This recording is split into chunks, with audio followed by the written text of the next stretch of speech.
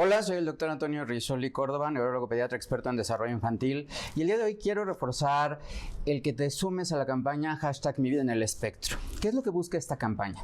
Busca que todas las personas, hombres, mujeres, niños, niñas, a través de utilizar este hashtag, expresemos lo que sentimos, lo que pensamos, lo que nos preocupa relacionado con el autismo. ¿Por qué? Porque primero, el autismo no es una enfermedad porque no se ve algo si hago una biopsia, etcétera.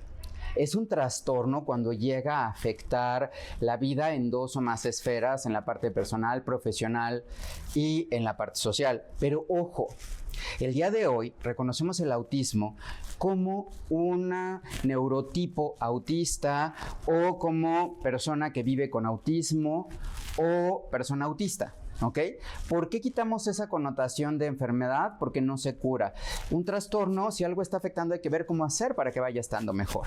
Desafortunadamente, el día de hoy hay grandes retos. Empezando porque 1 de cada 32 personas pueden estar dentro del espectro, y eso en los niños. Pero ojo, es una condición de vida. Con eso naces y con eso te mueres. Eso quiere decir que 1 de cada 32 adultos podría estar también dentro del espectro autista. Ese es un elemento que es importante considerar. 2, el reto del diagnóstico. El diagnóstico debe servir no para cerrar puertas, debe servir para 3 cosas. 1, para que yo entienda que tal vez a mí me costaba trabajo expresar cosas, o tal vez me tomaba las cosas muy literal, o hay ciertas cosas que me estresan y que percibo diferente, y eso en ningún momento quiere decir que yo esté mal. Simplemente es que tal vez yo percibo las cosas diferentes a lo que percibes tú. Y esa es parte de la idea que se busca concientizar. Que alcemos la voz, que utilizar el hashtag #MiVidaEnElEspectro, comentes lo que sientas, lo que pienses, lo que vives, estés dentro del espectro o cuides a alguien en el espectro, conozcas a alguien en el espectro o atiendes a alguien en el espectro. Porque, por ejemplo, ¿qué pasa si yo soy un alumno de la Universidad Nacional Autónoma de México y de repente me dicen que me lo tomo muy literal, o que todas las cosas tienen que ser muy cuadradas y estructuradas, y eso a mí me genera estrés? O por ejemplo, que el regresar a clases me generó problemas porque estar en contacto con todas las personas, nuevas personas, cambio de clase, cambio de profesores, hace que no me sienta cómodo, me siento estresado. Puede ser que eso sea una parte de tener un neurotipo autista, pero también aquí, ojo, hay que tener cuidado de no sobrediagnosticar o no sobreetiquetarnos, porque podemos hacer el que tarde o temprano le quitemos el derecho a otras personas que tendrían de expresarse y de sentirlo, de ser así, y entonces podríamos caer en el extremo de que se vuelva algo banal cuando realmente es muy profundo y es muy significativo. Yo me identifico como autista, yo soy autista, y por eso te puedo decir que sí, es una forma diferente de ver la vida, y el objetivo de este mensaje es invitarles a que se den cuenta de que todos podemos ver la vida de forma diferente, y por eso es la neurodiversidad. Cada cerebro es único, irrepetible, con conexiones únicas y irrepetibles que hacen la diferencia. El día de hoy hablaremos sobre el desarrollo neurológico en la infancia, tema muy importante que además tenemos el gusto de estar con el doctor Antonio Risoli Córdoba. Y para comenzar, doctor, usted que es especialista en todo esto, quisiera que nos dijera qué es el neurodesarrollo.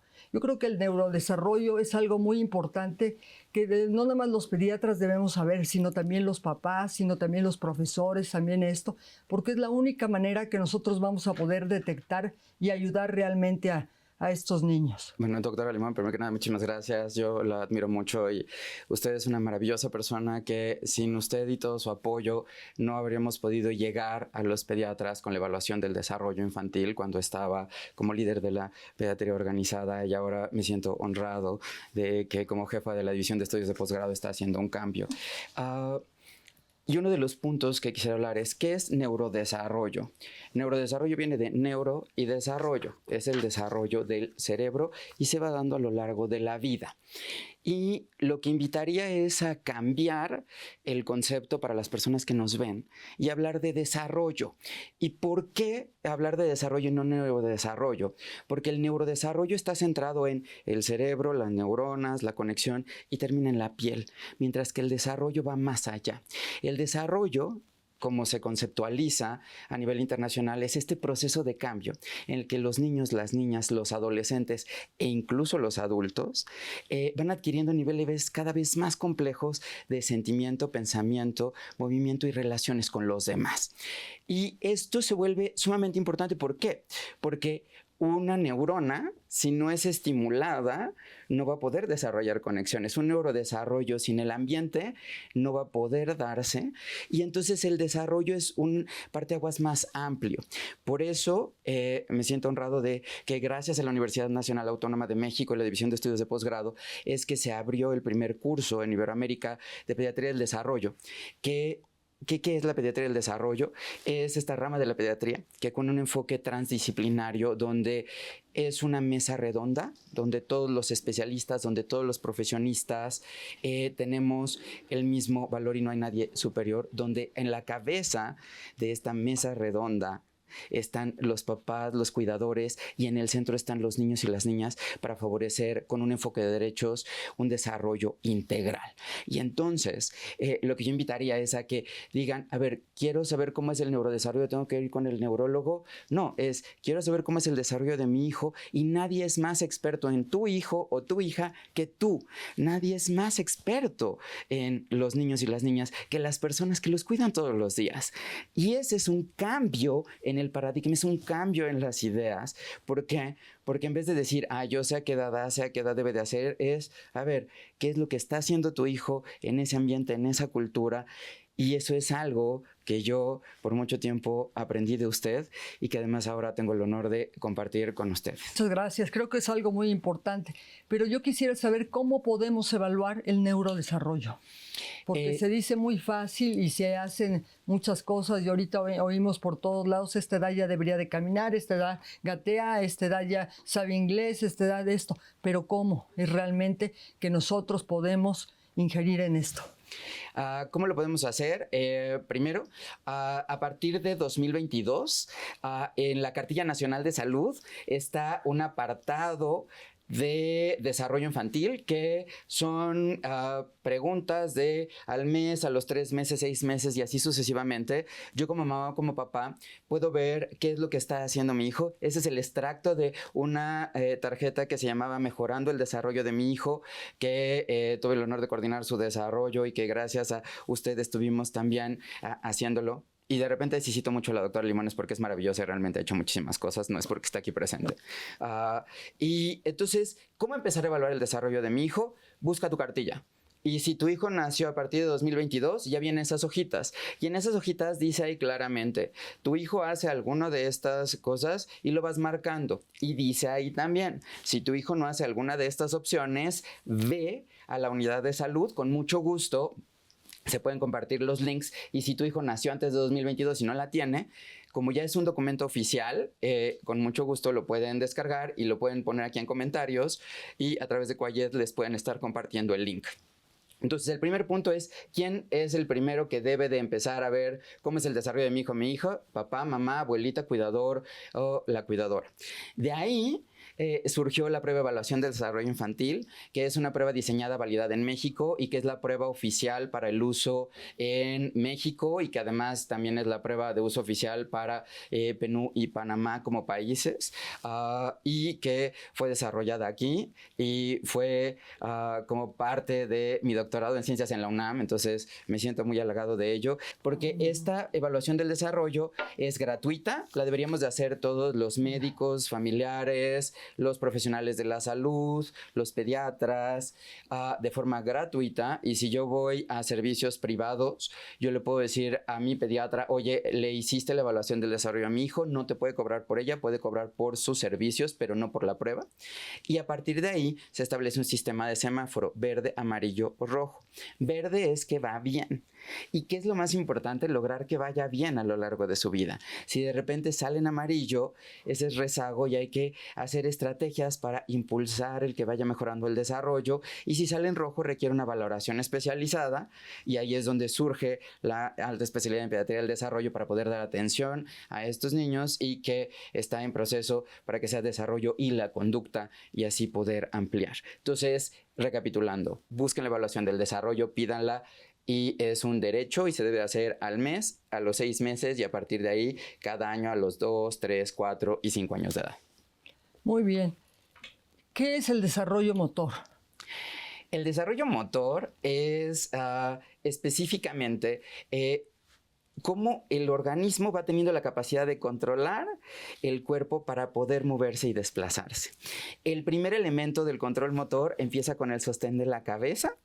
Después ya viene el que se pueda sentar, que pueda arrastrarse, que pueda gatear, que pueda caminar, que pueda correr y a partir de ahí que pueda desarrollar todas las demás habilidades que tienen que ver sobre todo con las piernas y con la parte de control de tono y para hacer el ejercicio.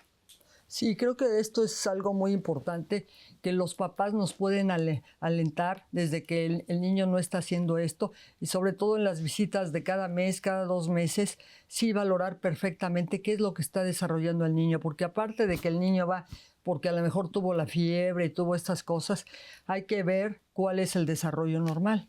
Creo que eso es muy importante y es una manera como nosotros podemos orientar, ¿no? Y otra cosa que sería bien importante, doctor, sería cuáles son los principales trastornos en esta área. Nuevamente, la parte que expliqué de sostén de cabeza hasta correr es la parte motor gruesa. Lo más común es que de repente los niños no gatean, les cuesta trabajo gatear. Y una recomendación puntual es no utilicen andaderas. Las andaderas no son opción. ¿Por qué? Porque pueden generar problemas de la articulación de la cadera, porque además pues es más fácil mover puntas que desplazarse y se puede proponer riesgos. Entonces, un elemento que podemos hacer de prevención de la parte motora gruesa es no utilizar andaderas.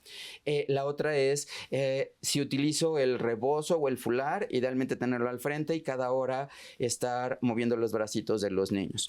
En la parte motora fina, que tiene que ver con los dedos, ahí desde que el niño a los 2 meses le empiezas a dar algo y empieza a tratar de sujetar, lo he estado desarrollando y esto se va complementando hasta que pueda llegar a leer y escribir y la coordinación ojo-mano. ¿Cómo favorecerlo? A través de ponerles móviles que estén girando, a través de no tenerlos atrapados como taquito y dejarlos un poco más libres. Y de los problemas comunes que vemos motor fino, que se ven más adelante, es problemas de coordinación de mano y lectoescritura. Un punto importante. No hay que el niño es diestro o que sea zurdo antes de los 3 años. Si antes de los 3 años el niño solamente ocupa una de las 2 manos, ese es un indicador de valoración. ¿Por qué? Porque puede ser que el niño tenga un problema de movimiento de una mano y por eso ocupa la otra. Todos los niños menores de 3 años son ambidiestros. Y el último es el motor perceptual, que es la coordinación ojo-mano. Y ahí el problema más común es que los niños de repente pueden llegar a tropezarse, pueden no estar midiendo o de repente quieren patear y no alcanzan a hacer las cosas. No, qué interesante. Y bueno, otra cosa que yo creo que es bien importante, ¿qué sería el desarrollo sensorial? El desarrollo sensorial es todo lo que tiene que ver con la piel y hacia el cerebro. De acuerdo a la teoría de Ginners de integración sensorial, hay 8 sentidos. Y hay 3 que no consideramos y que debemos de ver. Y aquí voy a dar ejemplos y tips breves. Está la parte de la vista y cómo favorecer el desarrollo de contacto visual, y eso tiene que ver después con mirada o con datos de trastorno del espectro autista. El organismo es muy sabio y entonces si yo tengo un bebé recién nacido, la distancia del pecho a los ojos, esa es la distancia de la agudeza visual de recién nacido. Entonces, siempre que tengas a tu bebé, cuando lo cargues, si es recién nacido, míralo y puedes decirle, doctora Limón, una disculpa de que no le vea los ojos, pero voy a estar aquí, le estoy haciendo caso, pero estoy viendo a mi bebé mientras le estoy dando de comer, ya sea que le esté dando el pecho directamente como mamá o como hombre en un concepto que acuñamos que es la parte de lactancia paterna, que es que el papá también le puede dar la leche materna al niño. Esa es la parte de la vista. Viene la parte del olfato. El olfato es súper importante. ¿Y qué implica el olfato? Si tú te vas a trabajar con la licencia de maternidad, de paternidad, lo dejas en centro de cuidados y atención infantil y quieres que te recuerde, lo que puedes hacer es ocupa la ropa, pásatela por aquí encima y siempre ocupa la misma loción o perfume y así cuando tu hijo esté dormidito, lo estén cuidando, le haces así y te va a oler a ti. El gusto. Es muy importante recordar que los niños no tienen gusto más que para el dulce antes de los 8 meses y entonces lo que ven son las texturas. Permítele que prueba las cosas. Luego dicen, es que el niño no quiere comer sabores. ¿Qué tanto le limitabas los sabores antes? Y en las papillas puedes hacer con tela de cielo, carnita, con zanahoria, papa y eso ya da el sabor. Está la parte auditiva, que es fundamental la evaluación auditiva y que después puede tener problemas. A lo mejor el niño no es que no, sepas que no me oye y para eso evite dar la mamila. Lo ideal es el pecho y si vas a utilizar biberón y mamila nunca acostado porque eso puede dar otitis y puede afectar el oído. La parte del tacto es fundamental, el contacto piel con piel los 30 minutos después del parto y eso va a ayudar mucho. Y los otros 3 son la propiocepción, dónde están las articulaciones y cómo me muevo. Otro es la parte vestibular, que son los movimientos de la cabeza y por eso hay niños que de repente pueden ver que dan vueltas y dicen parece que tiene autismo. No es que tenga autismo, es que está dando vueltas para regularse. Y el último es la interocepción, que puede ser que el niño tenga cólicos o el niño le duela la pancita y la única forma de expresarlo es con llanto y si no habla no te lo puede decir. Y si entiendes esos sentidos y estos tips puede ayudar a favorecer un desarrollo. No, pues me parece excelente. Pero aquí podríamos ver cuáles son los principales trastornos de esta área. De la parte sensorial hay varios.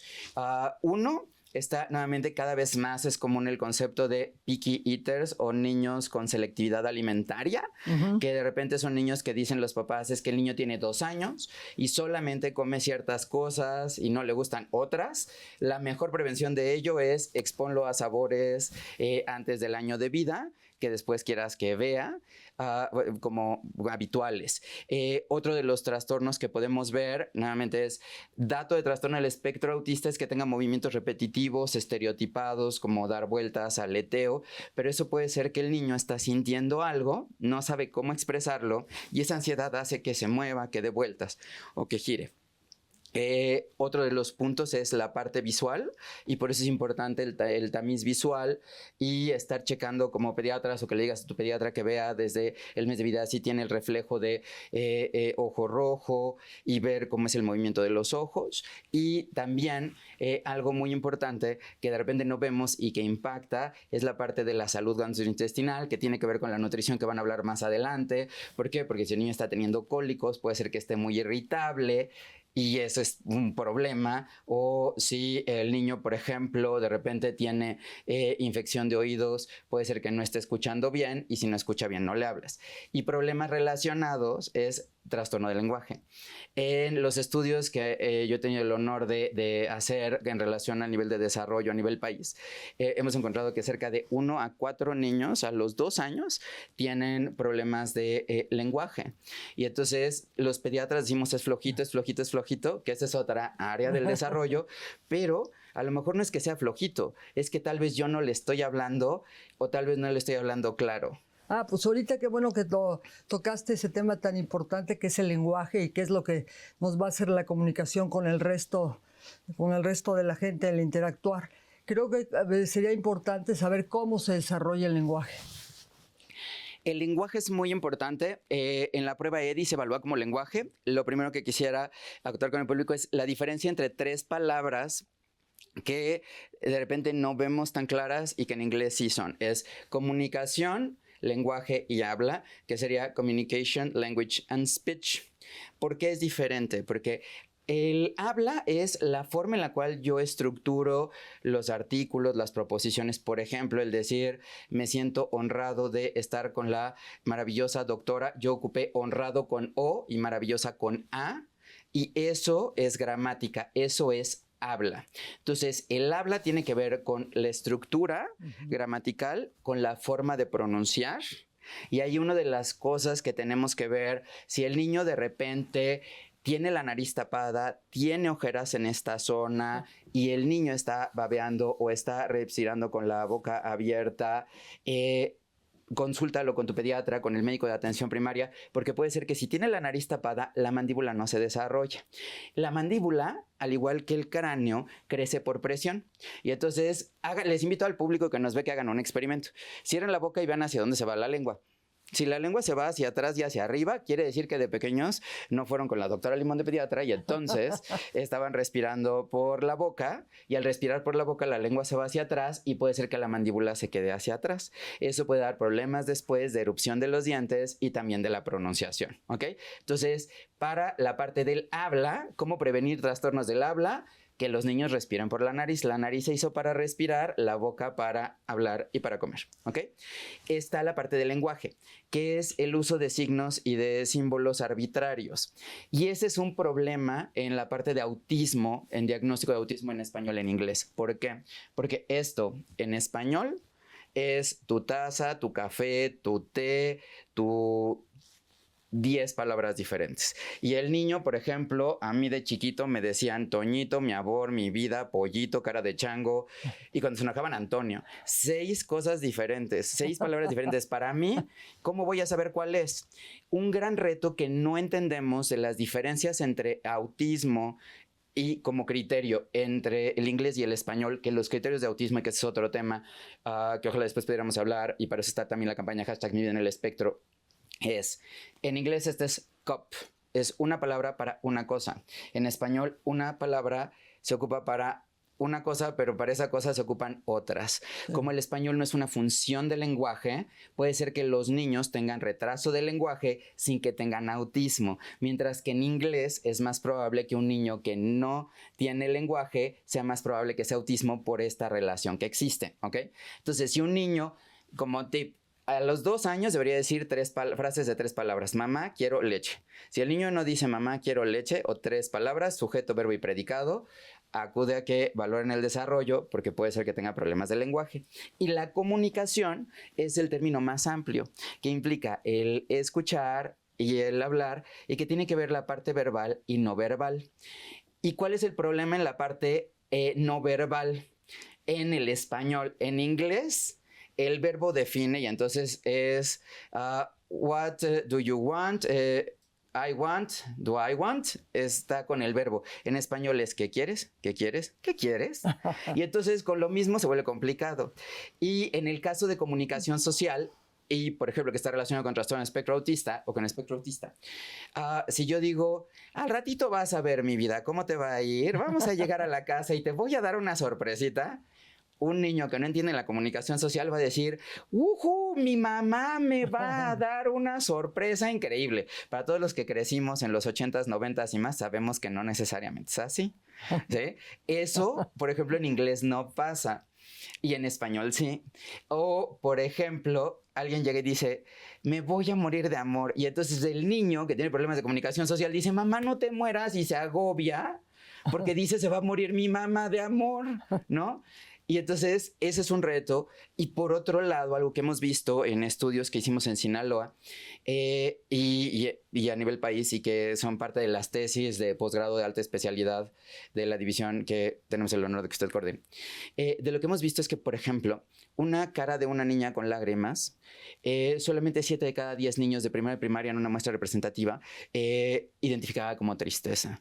Eso es muy grave. ¿Por qué? Porque no estamos identificando las emociones. Y ahí es donde, ¿qué pasa? Que de repente mamá está llorando y llega el niño y le dice, ¿qué tienes? Basurita en el ojo, mi vida. Estamos haciendo una disociación entre la comunicación no verbal y lo que se dice verbalmente. Y el niño o la niña no se deja convencer de que tiene una basurita en el ojo y agarra y dice, pues seguramente hice algo, por eso mi mamá no me lo quiere decir y expresión en emociones es malo y luego nosotros podemos estar causando esos problemas emocionales. Y entonces ahí el tip es, si estás triste, le dices, ¿qué tienes? Estoy triste. ¿Por qué? Cosas de adultos. Otro tip directo es, si queremos que el niño responda a su nombre, que es uno de los puntos de autismo, dile por su nombre, yo me llamo Antonio, y entonces a mí me empiezan a decir Antonio, Antonio, Antonio, y ya después me dicen, yo te digo Toño, es muy diferente a que me digan, ay, Toñito, mi vida, Antonio. Y entonces uno brinca y dice, ah, caray, ¿qué pasó? Y seguramente más de una persona aquí presentes le toca de que dicen, a mí no me gusta que me digan por mi nombre. Y eso no es que estén en el espectro, eso es que de chiquitos no se los decían. Sí, y por ejemplo, sí, esto es muy real, ¿no? A veces confundimos nosotros más a los niños que poderles enseñar. Estás casi riéndote y dices, estoy enojada. Entonces, o sea, le estás dando unos malentendidos, que eso también no es nada bueno. Pero de estos problemas, ¿cuál sería el del lenguaje más frecuente? El problema del lenguaje más frecuente es, o sea, vaya, y nuevamente pongo como comunicación, habla y lenguaje. Lo más común es problema del lenguaje y es retraso del lenguaje a los 2 años. Y algo que hemos encontrado en un estudio que hicimos y que está publicado de educación inicial, es que los niños que acuden a educación inicial a partir del año de vida, por más de 6 meses, empiezan a incrementar la probabilidad de un desarrollo normal del lenguaje. ¿Por qué? Porque el lenguaje tiene que ver con un componente social y más después de la pandemia. Si yo me quedo con mi hijo, mi hija, y antes se veía mal, no lo lleves a la guardería, no yo lo lleves a estancias, lo que hemos encontrado es de que es bueno. ¿Por qué? Porque es convivir con otros adultos, convivir con otros niños, y de repente el simple hecho de decirle a mamá y papá a través de una evaluación del desarrollo, y es algo de lo que me toca formar a los pediatras del desarrollo, único curso hablado de la UNAM a partir de pediatría, alta especialidad, y que ok, el niño no está hablando. Le hablas, cuando le hablas le miras a los ojos, va a la escuela y con esas cosas puede mejorar. El día de hoy se habla de que autismo está en una prevalencia de 1 en 32 personas. Eso quiere decir que en una sala de cine es probable de que haya al menos una persona con autismo ahí sentada. Y el gran reto es de que eso es en niños, pero no hablamos en ciclo de vida y en adultos. Y entonces también en un salón de clases, por probabilidad, hay un niño que está dentro del espectro autista, si son salones de más de 30 personas, y que de repente se siente diferente, se siente triste, o no logra darse a entender, o se siente aislado. Y lo que busca Pediatría del Desarrollo y la conducta es favorecer este desarrollo integral, y por eso surgió el hashtag Mi Vida en el Espectro, para motivar a que las personas expresen lo que sienten. ¿Por qué? Porque entonces trastorno de espectro autista es 1 de cada 32. Retraso del lenguaje, 1 de cada 4 a los 2 años. Trastorno por déficit de atención, 5 de cada 100. Problemas del aprendizaje. Depende cuál sería la definición de aprendizaje, pero si vemos que en la prueba PISA en la secundaria 1 de cada 2 mexicanos no aprueban matemáticas y lenguaje, habría que ver realmente si no tenemos un trastorno sistémico en el cual no estamos ayudando a desarrollar. Y un elemento que se está empezando a notar es, por ejemplo, desafortunadamente vivimos en un mundo de violencia, vivimos en un mundo de que la corrupción es un gran problema, pero no vemos que la corrupción es algo que se aprende cuando un niño tiene 3 años. Va caminando en la calle y va con su mamá o su papá y ve un billete de 100 pesos.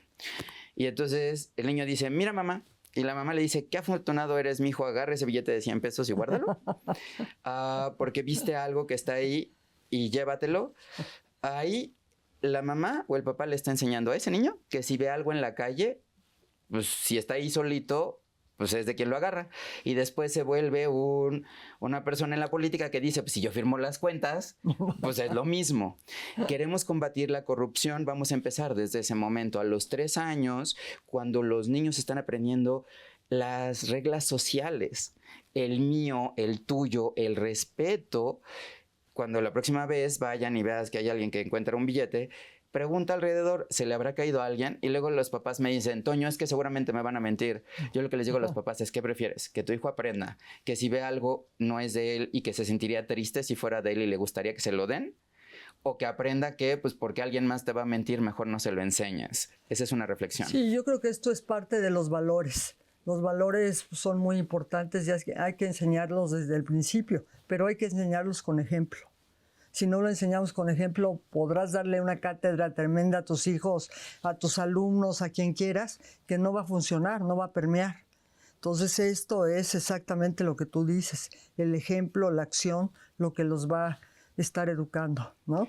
Sí, y eso ayuda a favorecer el desarrollo. ¿Por qué? Porque tenemos ahora problemas de interacción social. Tenemos problemas de que de repente el niño pega. Tenemos problemas de que de repente el niño hace comportamientos. Y aquí una reflexión es, puede ser que el niño, ojo, autismo no es igual a golpes y autismo no es igual a violencia ni agresión. Eso es algo importante. No tiene nada que ver. Porque de repente porque el niño va y pega, dicen, es autista. No tiene nada que ver y esa es una palabra que utilicé de forma peyorativa. Pero sí hay que diferenciar agresión y violencia. La agresión es una respuesta a un estímulo. Si a mí llega alguien y me pica las costillas y no me gusta y pego, eso fue una respuesta de agresión, que es una respuesta de defensa. Si yo veo que alguien le pega a alguien o alguien, por ejemplo, me da una palmada, yo voy a llegar y voy a dar una palmada a otro niño y el otro niño se puede sentir afectado. Entonces, un problema que también vemos y que es un área de oportunidad para los papás y como pediatras del desarrollo nos toca hablar es cuida cómo interactúas con tu hijo, porque la forma en la que tú interactúes con tu hijo es la forma con la que él va a interactuar con los demás. Claro. Y el respeto empieza en la casa. ¿Por qué? Porque la violencia de repente se aprende y puede ser que tú digas, yo no estoy haciendo violencia, le estoy dando una palmadita o le estoy dando una nalgada. Sí, pero ¿a ti te gustaría que a tu hijo o a tu hija le den una nalgada o te gustaría que se lo dé a alguien? No, entonces no lo hagas. Bueno, pues ahora nos vamos a ir a pausa y vamos a regresar con este tema tan interesante. Muchas gracias.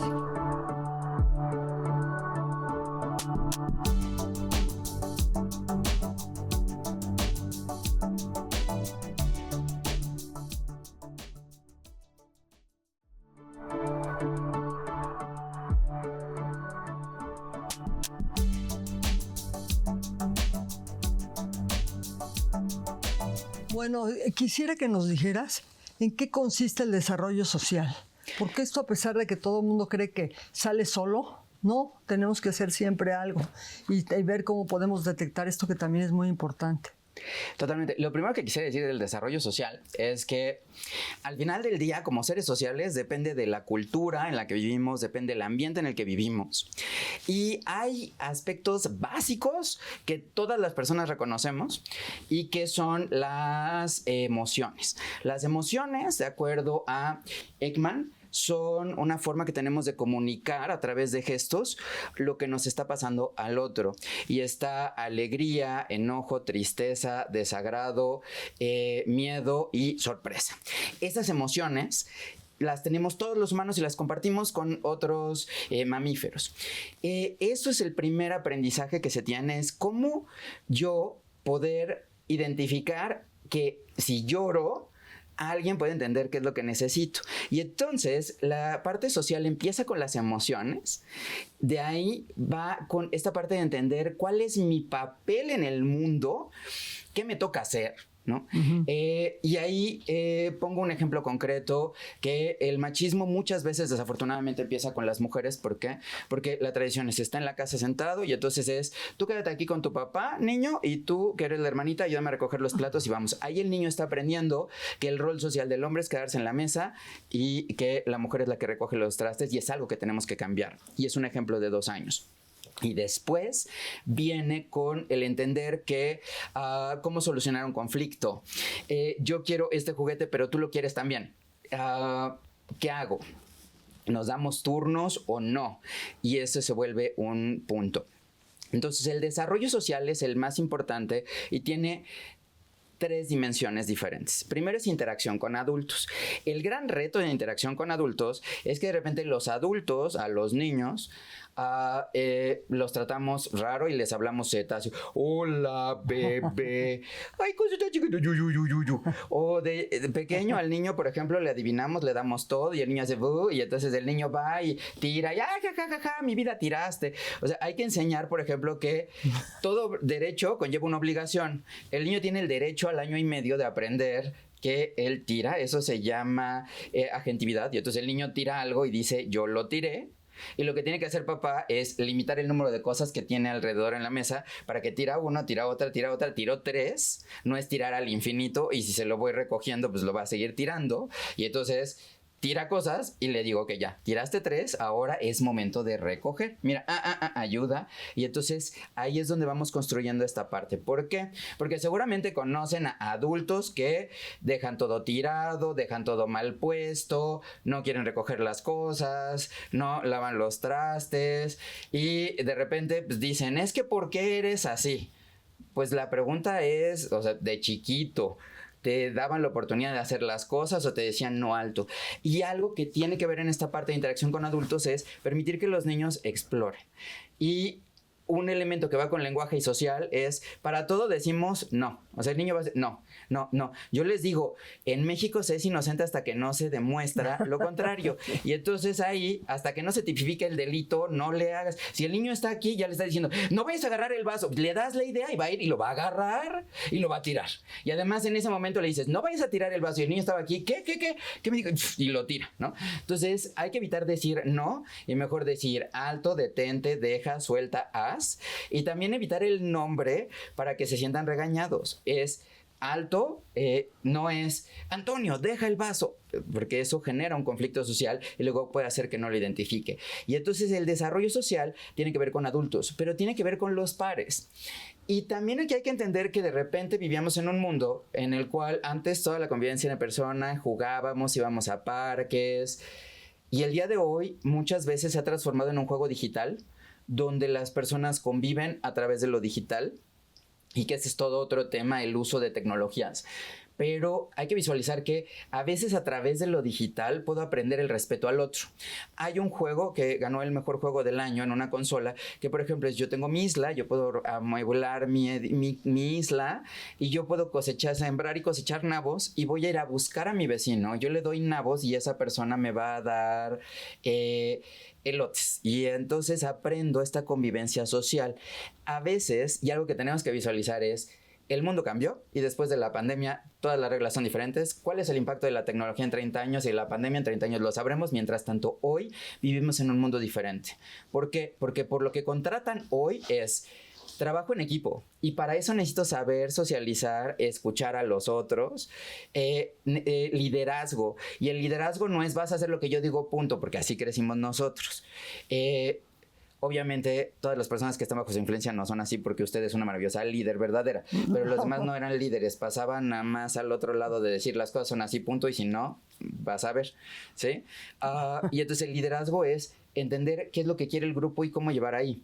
El reto que tenemos los profesionales de la salud hoy es que nosotros no sabemos ser líderes. Sabemos decir, esto es lo que te digo yo, y entonces tómate tal antibiótico. Y entonces la mamá sale, va, consulta en el chat de mamás, consulta en otro grupo y termina haciendo lo que considera pertinente. ¿Por qué? Porque hemos perdido nuestra capacidad de entender que nosotros debemos de ser líderes al empoderar a papá, a mamá, a los abuelitos, a los cuidadores, con el niño en el centro y también decirle, cuida todo lo que diga tu hijo y cuida lo que tú escuchas porque luego lo va a decir, ¿no? Entonces, eso tiene que ver también la parte de interacción social de... Entonces puede ser que yo aprenda esta interacción social y el respeto a través de un juego. Es importante ir a educación inicial. Tristemente desde 2002 se reformó la Constitución para que el preescolar sea obligatorio y todavía hay niños que no entran al preescolar a los 3 años. Y además desde 2019 la educación inicial es una obligación. Y aquí es una invitación de que ustedes saben que tienen derecho constitucional a educación inicial y que de acuerdo a la Constitución el Estado tiene la obligación de garantizar el que se ejerce y los primeros proveedores de educación inicial, ¿adivinen quiénes son? No. Los primeros proveedores de educación inicial es el ginecólogo cuando le dice señora, póngale lucecita, y después el neonatólogo. O sea, el primero es el ginecólogo, ¿no? Que le dice a la mamá, háblale a tu hijo. Pues, ¿cómo vas a saber? O sea, y ahí está la comunicación social. La comunicación está ahí. Cuando tú dices... no sé si les ha pasado... Bueno, obviamente, por obvias razones yo no me he podido embarazar. Pero si ustedes está embarazada, ¿no? Esto no es embarazo, es grasa acumulada de alta calidad y muy cara, ¿no? Entonces, ¿qué pasa? Que, por ejemplo, tú dices, ay, le caíste bien a mi hijo, ¿no? No es cierto. Es que a ti te cayó bien la persona, liberaste endorfinas, pasó a través del útero, cero y el niño se movió. Y ahí el niño está aprendiendo una comunicación social. ¿Por qué? Porque tú te pones contenta, el niño se pone contento y todos se ponen contentos. Si tu hijo, por ejemplo, no le hablas o sientes que le hablas o así o no le contestas, ahí es donde está empezando el desarrollo. Y por eso Pediatría del Desarrollo empieza también dando tips a papás y mamás desde el embarazo de háblale a tu hijo. ¿Por qué? Porque ahí va a hacerlo. Y como tip social, vivimos en un mundo en el cual de repente no queremos que los niños repitan ciertos patrones, pero la mamá dice, ay, pero es que yo no sé por qué mi hijo dijo tal palabra, pero desde que nació mi hijo ya no escucho a tal cantante que dice tales palabras y tales cosas. Pues sí, pero si en el embarazo la cantabas así a voz alta, piensa que todo lo que digas en voz alta en el último trimestre del embarazo lo escuchó tu hijo. Lo que pensabas le llegaba por hormonas y lo que decías en voz alta lo escuchó. Y si de repente utilizaste palabras inadecuadas, luego sale ahí el, ay, ¿de dónde habrá salido esa palabra? Pues por magia no fue, ¿eh? O sea, hay que decirlo. Y entonces esta parte social tiene que ver con ello y tiene que ver con el entender, y es el reto de Pediatría del Desarrollo, por eso Pediatría del Desarrollo es tan amplia, ¿no? Y de hecho tenemos el honor de ser la única sede en la UNAM de Pediatría del Desarrollo en Iberoamérica y somos de las 3 escuelas a nivel global, ¿no? Y ojalá que haya más personas que quieran ser pediatras del desarrollo o que a través de estas cápsulas veamos que todos deberíamos de ser pediatras del desarrollo. Pero en esta parte social, entonces, cuida lo que escuchas, cuida lo que ves. Si tu hijo, por ejemplo, quieres que coma y tú le haces, ay, ¿quieres comer brócoli, guácala? Pues, ¿cómo quieres que tu hijo lo coma? En todo caso, le dices ahí, le pones así arbolitos y el primero que tiene que aprender a controlar sus emociones eres tú. Y un reto es, ¿qué pasa si uno de cada 32 niños tiene autismo y por azar del destino tú eres uno de los 32 en adulto que tiene autismo y entonces tú eres una persona autista no reconocida y no identificada? Tips de cómo puedes llegar a saber autismo. A ver, si de repente te cuesta trabajo entender el sarcasmo, llega alguien y te está haciendo llega y te dice, necesito por favor permiso porque falleció mi mamá, y le dice, sí, termina tu trabajo y vete. Seguramente conocemos a varios así, ¿no? Si de repente hay una persona que tiene movimientos repetitivos o se está balanceando o así, o de repente es una persona que habla muy plano y puede ser una persona súper brillante para las matemáticas, pero todo lo dice así, hola, estoy muy feliz de estar aquí emocionado, y le cuesta trabajo, o personas que dicen, es que yo quiero esto y quiero esta agua de este sabor porque esta marca de agua sabe más a sodio y esta no, o el café tiene que ser, o que huele a distancia. Si conoces a alguien así, que seguramente es muy exitoso y que seguramente le va muy bien económicamente, pues con el debido respeto cumple criterios. Y si le está afectando en su familia, pues pregúntale si la contraparte que sigue estando en la misma familia, habrá terminado su relación. Y si terminó su relación, pues entonces tal vez no está tan exitoso familiar. Y si sigue en el mismo trabajo, pero tal vez después no lo tenga, sea un problema. Y si sus amigos son iguales, pues está peor, ¿no? Porque o sea, si están entre el puro mundo que se habla así y todos hablan en lo mismo. Entonces, ahora, imagina esa persona adulta que de repente se enfrenta a que dices, ¿y ahora cómo entiendo la comunicación social de mi hijo? Y si no entiendo la mía, ¿cómo voy a entender la de mi hijo? Y entonces, a ver, hijo, ¿qué es lo que quieres? ¿Quieres esto o esto? No. Y me siento mal padre porque no estoy haciendo, y busco terapias milagrosas y cosas milagrosas para que alguien le resuelva porque yo no entiendo qué pasa. Y entonces parte del diagnóstico también, lo que nos toca como pediatras del desarrollo, es entender a los papás, para que entendiendo a los papás se puedan entender a ellos y puedan ayudar a sus hijos a que se desarrollen plenamente. Y ese es un reto social. ¿Por qué? Porque al final del día el autismo es una discapacidad psicosocial. Tristemente no se reconoce y de repente viene ahí discapacidad visual, auditiva, motora. Pero psicosocial, por ejemplo, viene ahí una frase que es tu piel es tan blanca como la leche de las cabras. Este es un ejemplo de en el examen de la UNAM no lo voy a pasar. Porque ¿cómo le voy a hacer para saber eso si tengo autismo? Y yo voy a decir, pues si tu piel es tan blanca como la piel de las cabras, pues eres una cabra. No voy a decir así de, es una metáfora, ¿no? Así de, nunca más vas a volver a verme. Pues yo voy a decir, ese es un problema y ese es una sinécdoque.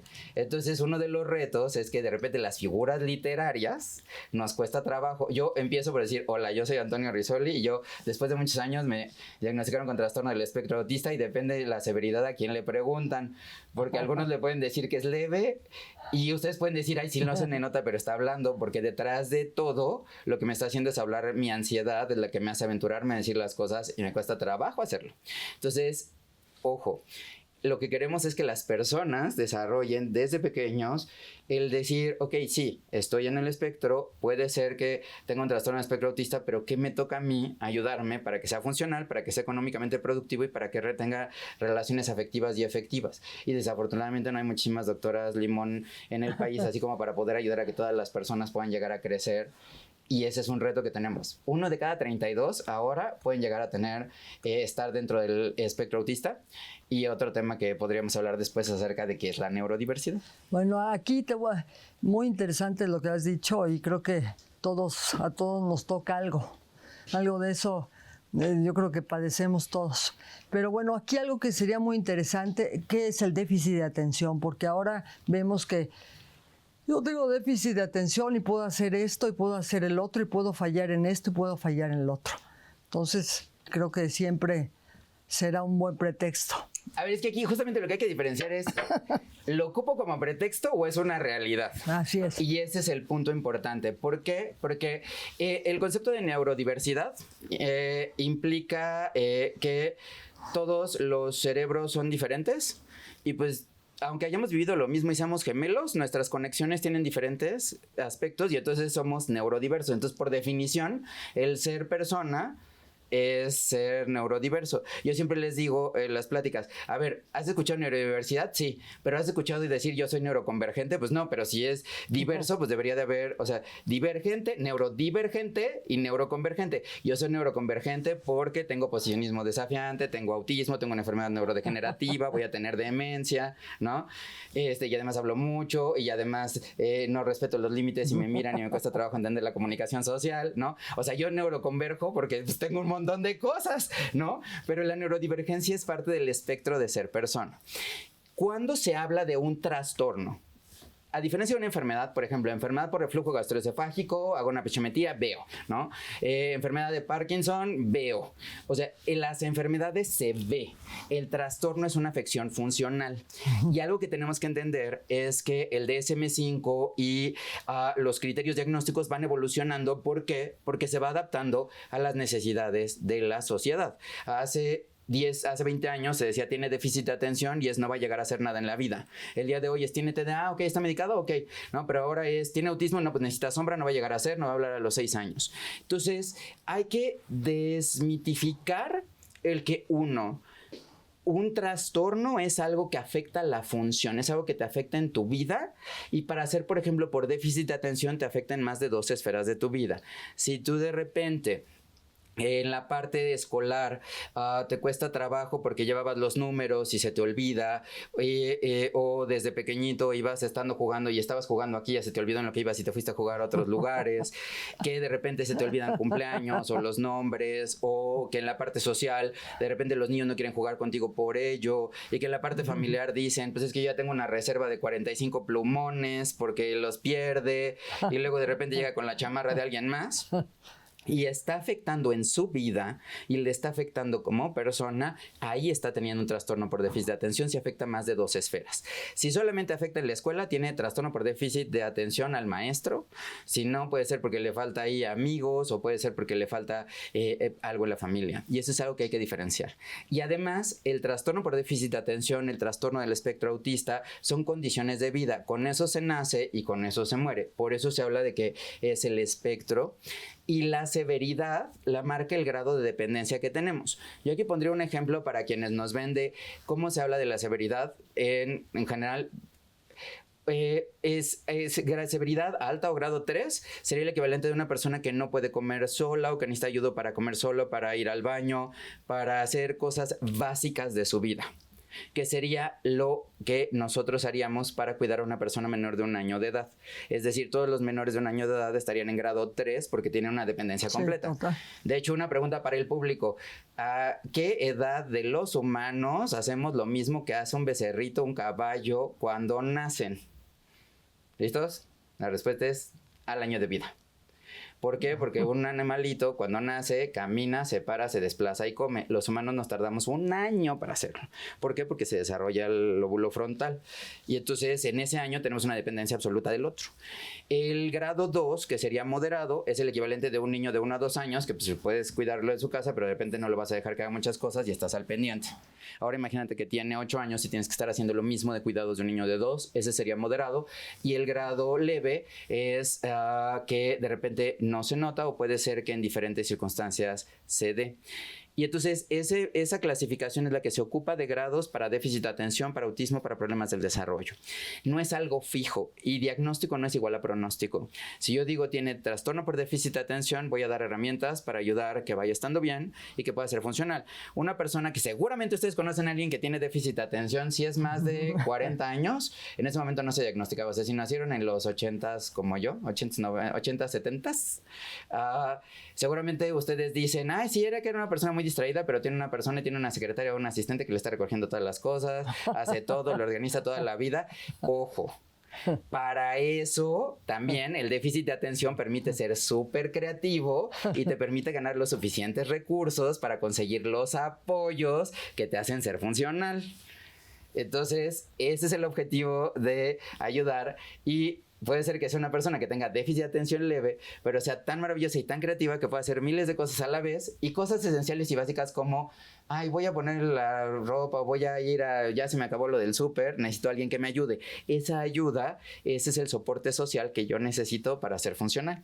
En el caso de déficit de atención puede ser eso, en el caso de autismo puede ser desde que requiere yo a alguien que me apoya hasta una parte más leve o adecuaciones como por ejemplo puedo utilizar audífonos o puede ser que haya olores que me molestan, el entender de que tal vez a mí me cuesta trabajo leer los demás y alguien se asomó e hizo una cara y yo dije, híjole, ya lo hice inadecuado y veo que ella se mueve y entonces me estoy sintiendo de que ya hablé mucho y que la doctora Limón se ríe y yo digo se ríe porque ya no la dejo hablar y entonces yo así de y exploto. Eso es lo que vivimos las personas con trastorno del espectro autista, ¿no? Que de repente no sabes interpretar todo y ves mucho y no sabes. Y entonces para eso vayan con un pediatra del desarrollo.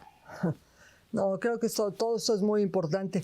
Pero bueno, ¿cuáles serían los factores externos que ayudan en el desarrollo o que hacen que el desarrollo se entorpezca?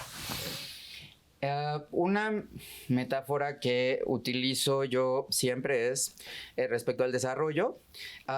Imagínense que vamos a hablar de la ciudad del cerebro del niño.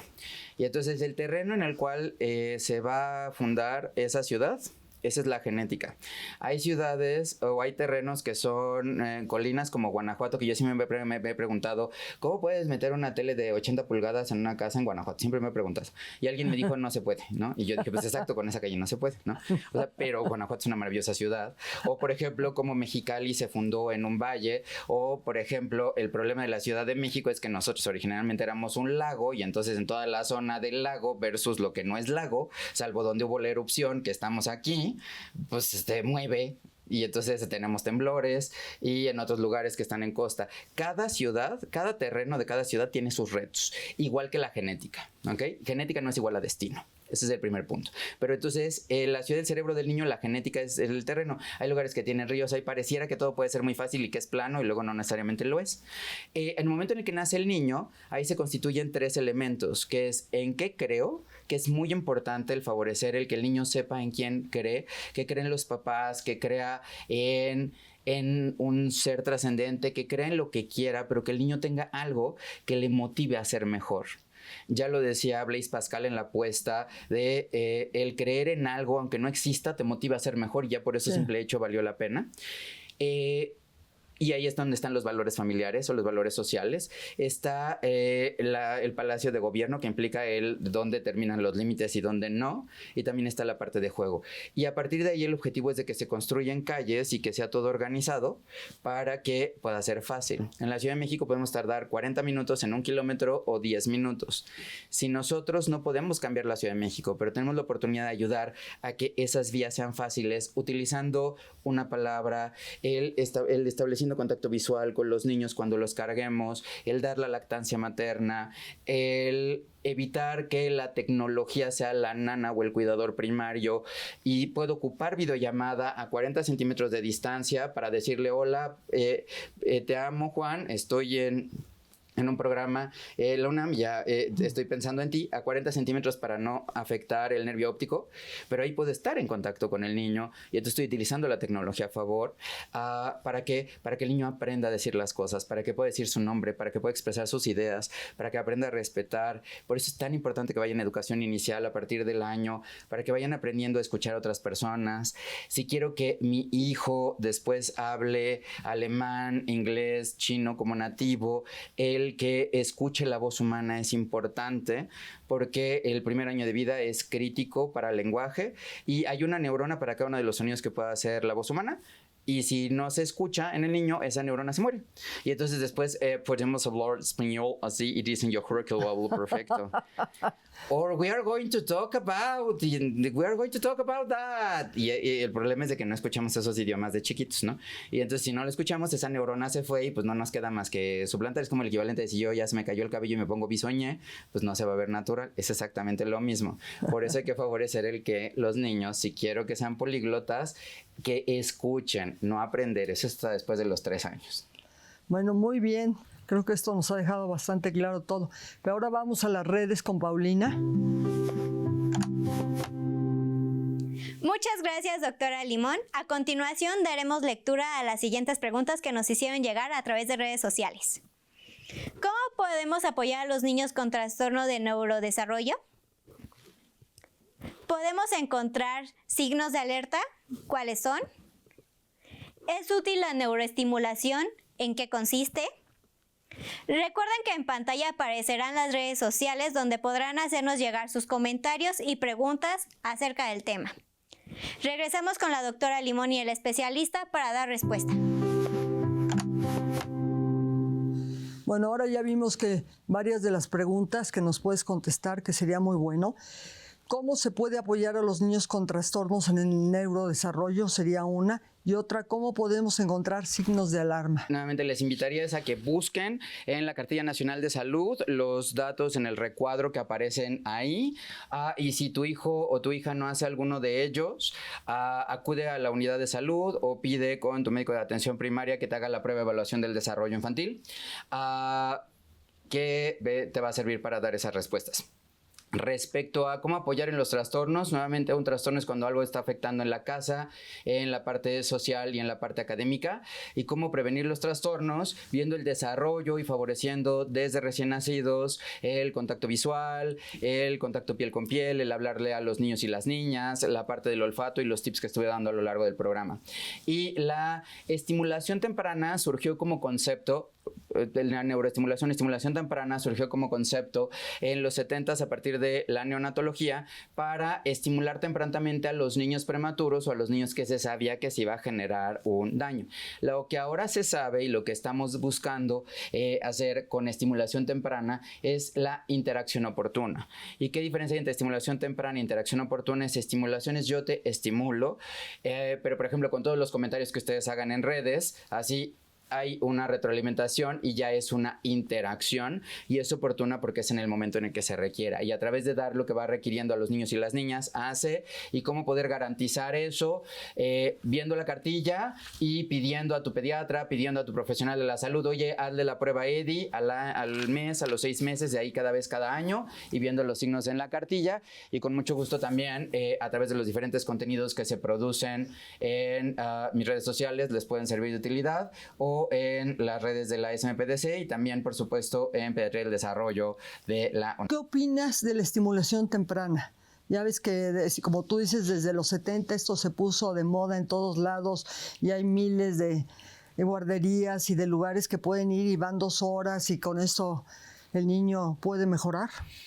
El punto básico es hay que entender que el mundo ha cambiado y hay diferentes tipos de familias y que el niño está todo el tiempo, o sea, el niño está aprendiendo todo el tiempo y hasta cuando está dormido también está aprendiendo y con los horarios está durmiendo y más allá de decir ya porque lo lleve 1 hora estimulación ya es, o sea, la estimulación debe de ser una interacción continua y fortalecer a papás, mamás, a cuidadores, para que sepan cómo favorecer el desarrollo con horarios de alimentación, con horarios de sueño, no horarios de seno materno, pero sí ya después cuando introduzco los alimentos sólidos, al verles, al limitar el uso de pantallas, al ver qué contenidos están viendo, eso ya es la parte de estimulación temprana. Y si de repente notas que tu hijo o tu hija está haciendo algo que o no hace algo que se esperaría, ahí hay diferentes programas que te pueden servir, pero siempre recuerda, la persona más experta en tu hijo eres tú, si tú lo cuidas.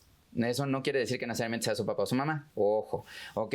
2, es importante que trabajen en equipo. Y como tip también, no le exijas a los abuelitos que cuidan a tus hijos que hagan las cosas como tú quieras si lo hace de favor y no lo hace remunerado. Porque si no le pagas, entonces no es un trabajo, es ayuda y entonces tienes que escuchar su voz. Y a los abuelitos su función es consentir porque ustedes ya educaron y si les toca educar, pues ni modo, les toca doble trabajo. Pero el chiste es de que no vayan teniendo aspectos diferentes y tengan reglas comunes, y eso es lo que es más importante para favorecer el desarrollo y acudir a la escuela a partir del año de vida. Hay sesiones de estimulación temprana, pero lo clave que tienes que quedar es, lo que queremos no es que sean niños que sepan escribir a los 3 años, queremos niños que se sientan seguros de sí mismos, que puedan hablar, que puedan expresar lo que sienten, que se sientan seguros, que vivimos en un mundo en el cual la violencia disminuya, porque los niños y las niñas vayan creciendo en un ambiente en el cual se den cuenta de que hay formas diferentes de resolver las cosas.